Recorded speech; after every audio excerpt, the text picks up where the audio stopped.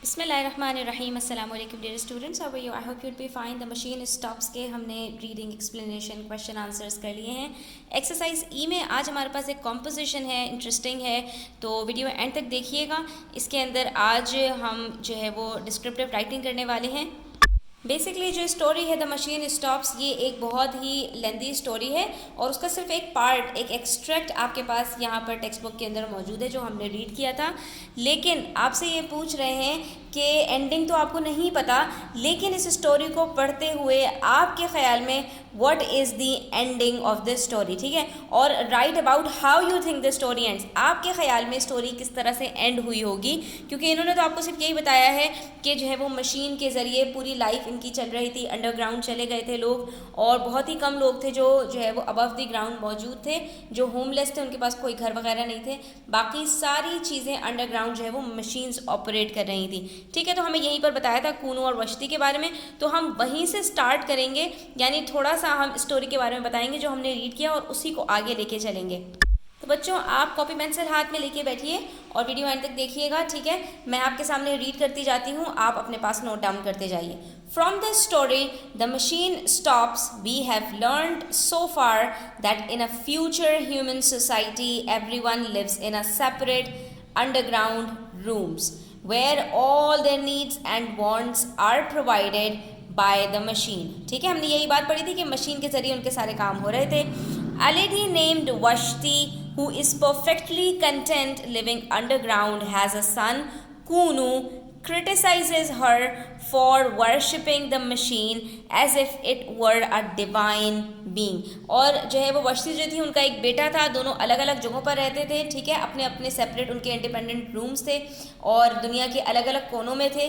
लेकिन जो उनका बेटा कूनू था वो अपनी माँ को क्रिटिसाइज़ करता था कि आप तो मशीन से बाहर नहीं निकलना चाहते, जबकि वो अपनी माँ से मिलना चाहता था और इस बात पर उनको क्रिटिसाइज़ करता था, बुरा भला कहता था कि आप तो गोया के मशीन की ही इबादत करती हैं, जैसे कि कोई वो जो है वो आला मखलूक हो या कोई आला चीज़ हो, ठीक है। तो यहाँ तक हमने ये बता दिया। उसके बाद अब हम आगे बढ़ेंगे।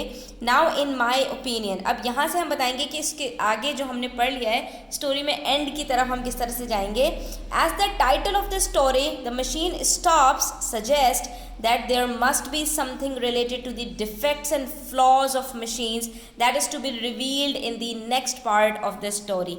तो मेरे ख्याल में यही है कि जैसा कि यहाँ पर टाइटल के अंदर हमें बताया गया था मशीन स्टॉप्स, ठीक है, तो इसका मतलब यही है कि मशीन की कुछ कमज़ोरियाँ, कुछ वीकनेसेस, कुछ डिफेक्ट्स हमें यहाँ पर बताए गए होंगे स्टोरी के अंदर, और कुछ ऐसा ड्रास्टिक या कुछ ऐसा जो है वो धमाकेदार यहाँ पर होगा जो मशीन्स की जो है वो तबाही की तरफ इशारा करेगा, ठीक है। तो मेरे दिमाग में तो यही बात आई थी। आप अगर कुछ और लिखना चाहें तो आप यहाँ पर लिख सकते हैं, ठीक है, ये अपना ओपिनियन देना है।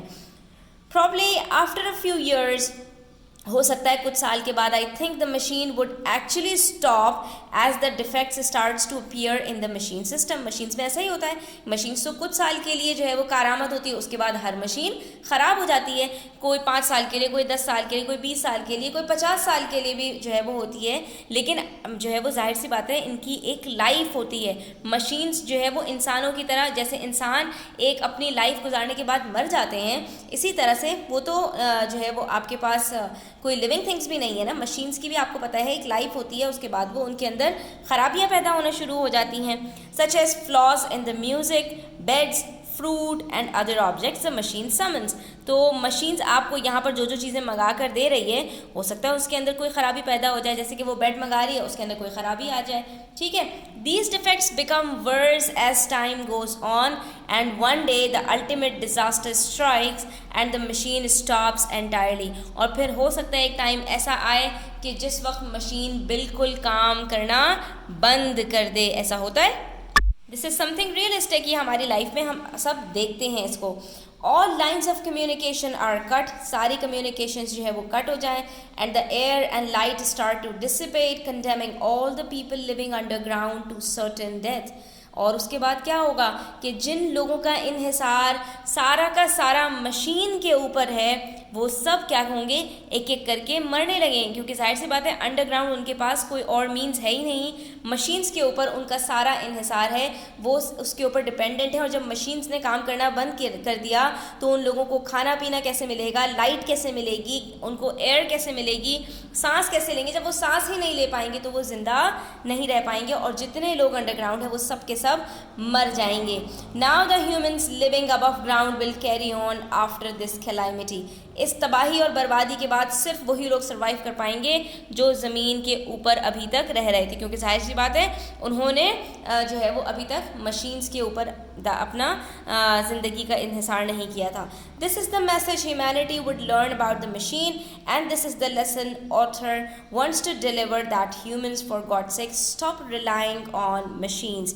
यही मैसेज हमें जो है यहाँ पर ऑथर देना चाहते हैं कि मशीन्स के ऊपर कम्प्लीटली रिलाई करना छोड़ दीजिए, उसको यूज़ कीजिए, उससे फ़ायदा उठाइए, लेकिन अपनी ज़िंदगी को उसके ऊपर डिपेंडेंट ना बनाइए, ठीक है। And come back to normal या natural life, because machines collapse and destroy over time, whereas the system given by Almighty to us is flawless and ultimate solution to human life and nature। और जो हमें जो क्या नाम है system अल्लाह ने दिया है वही हमारे लिए बेस्ट है, उसी में हमारे लिए राह निजात है और उसी में हमारे लिए परफेक्शंस हैं। यानी नेचर से करीब होइए और मशीनी दुनिया से, मशीनी ज़िंदगी से बाहर निकलने की कोशिश करें। This is the lesson that we get from this story. तो मेरे ख्याल में बच्चों यही होना चाहिए। I don't know what is the actual ending of this story, but this is what I think, in my opinion this would be the ending। ठीक है, तो यही एंडिंग भी हो सकती है, इसके अलावा कुछ और एंडिंग भी हो सकती है। आप इसके अलावा कुछ और भी लिख सकते हैं अगर आपके दिमाग में कुछ आता है, और अगर आप चाहें तो आप ये भी लिख सकते हैं।